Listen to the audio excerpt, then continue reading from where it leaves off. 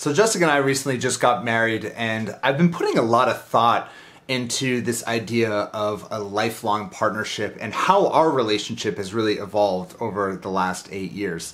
And we were out and about a couple of weeks ago at an event, and there was a lot of different couples there. And I was kind of sitting back and just watching people. I love to people watch, I don't know about you.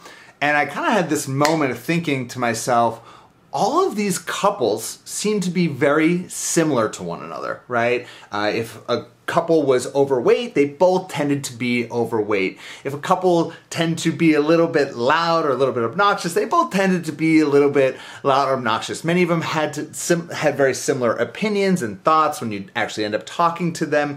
And I had this realization that when you start to build a real partnership with someone, you ultimately end up becoming a lot like that person. You end up becoming that person.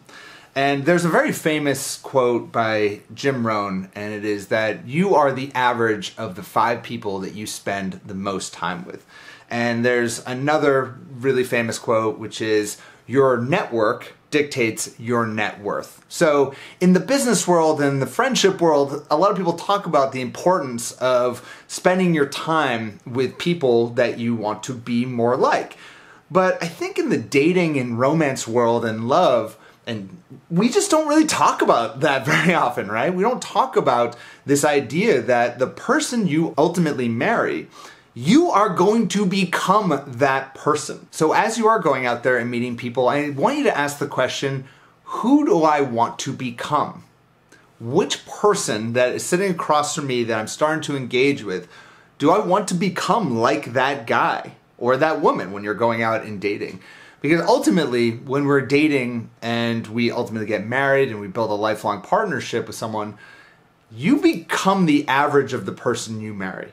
Your thoughts, your beliefs, your health habits, your lack of health habits, how you spend your time, how it is that you think through problems, your emotional stability, all of those things, slowly, over time, you become the average of the person you marry.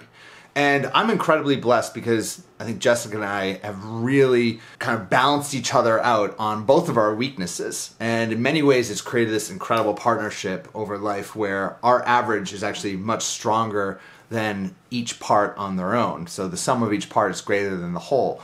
But for other people, I see this all the time. Maybe you've seen this with friends or people in your life. When they marry someone, they become the average of that person, and it brings them down in ways that they never even expected. And so I created this video because, one, I've been thinking about this a lot, but two, I want you to really be thinking of that question the next time you go out on a date, and just be thinking, who do I most want to become like? So ultimately, the number one thing to look for when you're dating and ultimately want to get married and build a lifelong partnership with someone is to look for the person you want to become. Go to the places where you're surrounded by people that you want to become like. And our environment really matters. And our relationships really mold us into the person we are today. So don't take this decision lightly. Don't just go about it willy-nilly, just hoping that the right person comes into your life, because ultimately, the person you end up with, that is the person you will become. So that's my thought of the day. I want to hear from you in the comments below if you agree, disagree, whatever. Let me know in the comments. And if you want any help in that area of your life, just head on over to lovestrategies.com. We'll help you out. So thank you so much, and I'll speak to you soon. Bye-bye.